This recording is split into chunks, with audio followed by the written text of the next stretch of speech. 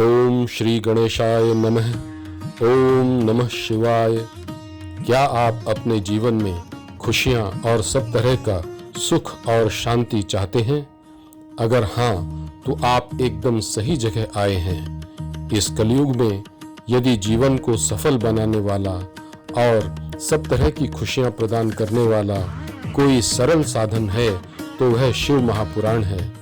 इस महान ग्रंथ को सुनने से और पढ़ने से आश्चर्यजनक लाभ प्राप्त होते हैं। यह हमारा और कितने ही लोगों का अनुभव है।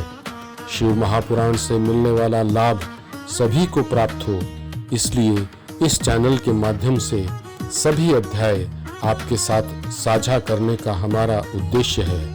इस श्रृंखला में प्रस्तुत है पहला अध्याय, जिसमें शिव महापुराण की महिमा बताई गई है।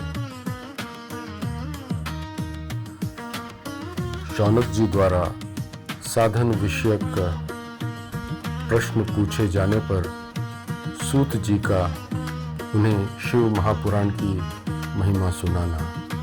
शौनक जी बोले, हे महाज्ञानी सूत जी, कृपया पुराणों की कथाओं के सभी तत्वों का विशेष रूप से वर्णन कीजिए। सदाचार, भगवत भक्ति और विवेक की वृद्धि कैसे होती है तथा साधुजन काम, क्रोध आदि मानसिक विकारों का निवारण किस प्रकार करते हैं। कलयुग में जीव लगभग आसुरी प्रवृत्तियों वाले हो गए हैं।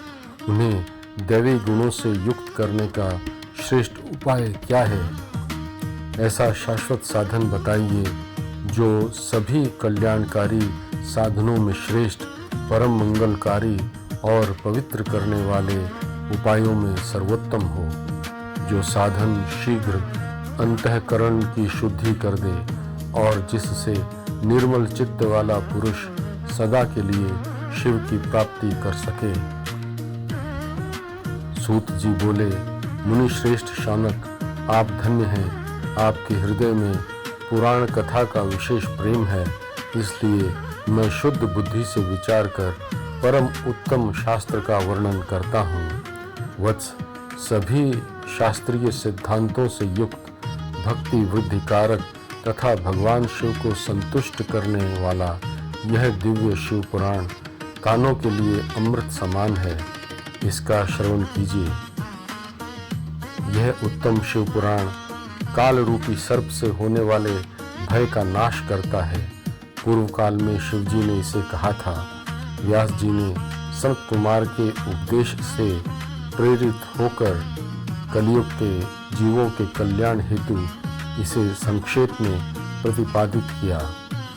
हे मुने, विशेष रूप से कलयुग में चित्त शुद्धि के लिए शिव पुराण के अतिरिक्त कोई साधन नहीं। पूर्व जन्म के महान पुण्यों वाला बुद्धिमान ही इस पुराण में प्रीति रखता है। यह शिव पुराण परम उत्तम है। इसे पृथ्वी पर शिव के वाङ्मय स्वरूप के रूप में समझकर आदर पूर्वक ग्रहण करना चाहिए। इसके पठन श्रवण से मनुष्य शिव भक्ति पाकर शीघ्र उच्च अवस्था को प्राप्त होकर शिव पद को प्राप्त करता है। इसलिए इसका अध्ययन अभीष्ट साधन कहा गया है तथा प्रेम पूर्वक श्रवण समस्त वांछित फल देता है। शिव पुराण सुनने से मनुष्य सब पापों से मुक्त होकर उत्कृष्ट भोगों का भोग कर अंत में शिवलोक को प्राप्त करता है। राजसूय यज्ञ और सैकड़ों अग्निष्टेम यज्ञों का फल शिव कथा सुनने मात्र से प्राप्त हो जाता है। जो लोग शिव पुराण का श्रवण करते हैं वे केवल मनुष्य नहीं, रुद्र स्वरूप होते हैं। श्रवण और कीर्तन करने वालों के चरण धूल को मुनिजन तीर्थ समान मानते हैं। जो परम पद चाहते हैं उन्हें निर्मल शिव पुराण का सदा भक्तिपूर्वक श्रवण करना चाहिए। यदि नित्य सुनना संभव न हो तो प्रतिदिन एक मुहूर्त स्थिर चित्त से सुनना चाहिए, और यदि यह भी संभव न हो तो किसी पवित्र माह में इसका श्रवण अवश्य करना चाहिए। जो एक मुहूर्त आधा, उसका भी आधा अथवा क्षण मात्र सुनते हैं, वे भी दुर्गति को नहीं प्राप्त होते। शिव पुराण सुनने वाला पुरुष कर्म रूप महान वन को जला देता है और संसार से पार हो जाता है। सभी दानों और यज्ञों का फल शिव पुराण के श्रवण से निश्चित रूप से प्राप्त हो जाता है। विशेषकर कलयुग में शिव पुराण श्रवण के अतिरिक्त मनुष्यों के लिए कोई श्रेष्ठ मुक्तिदायक साधन नहीं है। शिव पुराण श्रवण और शिव नाम का संकीर्तन दोनों कल्प वृक्ष समान फल देने वाले हैं। धर्म रहित और दुर्बुद्धि मनुष्यों के उद्धार के लिए हेतु शिव ने शिव महापुराण की रचना की है। साधारण अमृत केवल पीने वालों को अमर करता है, पर भगवान शिव की कथा संपूर्ण कुल को अजर अमर कर देती है। इस पवित्र कथा का सदा बार बार सेवन करना चाहिए, निश्चित ही करना चाहिए। इसके श्रवण मात्र से भगवान सदाशिव श्रोता के हृदय में विराजते हैं। यह शिव पुराण 24,000 श्लोकों तथा 7 संहिताओं से युक्त है। मनुष्य को भक्ति, ज्ञान और वैराग्य सहित आदरपूर्वक इसका श्रवण करना चाहिए। पहली विद्येश्वर संहिता, दूसरी रुद्र संहिता, तीसरी शतरुद्र संहिता, चौथी कोटि रुद्र संहिता, पांचवी उमा संहिता, छठी कैलाश संहिता, सातवीं वायव्य संहिता। 7 संहिताओं से युक्त यह दिव्य शिव पुराण पर ब्रह्म के समान और उत्तम गति प्रदान करने वाला है। जो इसे आदर पूर्वक पूरा पढ़ लेता है वह जीवन मुक्त कहा जाता है।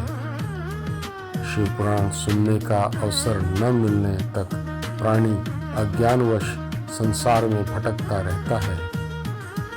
भ्रम उत्पन्न करने वाले बहुत से शास्त्र क्या करेंगे जब एक शिव पुराण ही मुक्ति देने के लिए पुकार रहा है।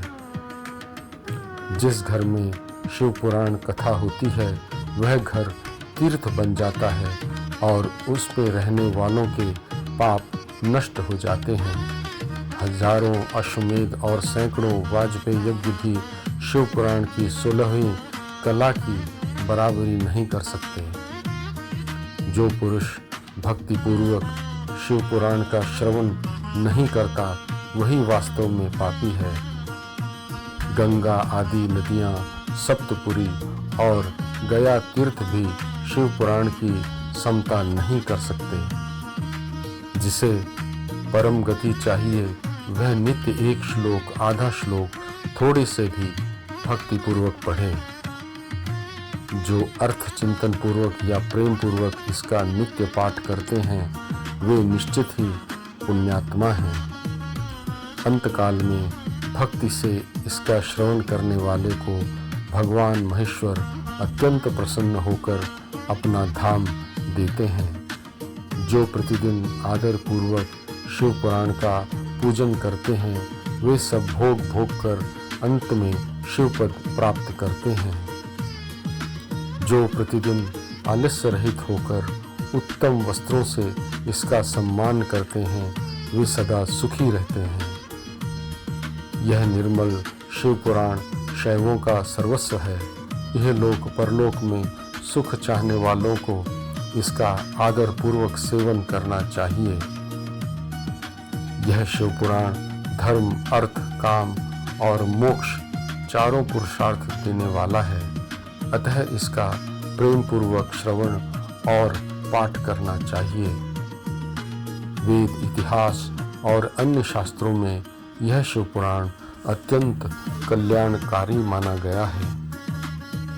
यह आत्म तत्वज्ञों के लिए सेवनीय, सत्पुरुषों के लिए पूजनीय, त्रिताप नाशक, सुखप्रद और देवताओं के लिए प्राण प्रिय है। ऐसे शिव पुराण को मैं प्रसन्नचित्त होकर प्रणाम करता हूँ। भगवान शंकर मुझ पर प्रसन्न हों और अपने चरण कमलों की भक्ति प्रदान करें।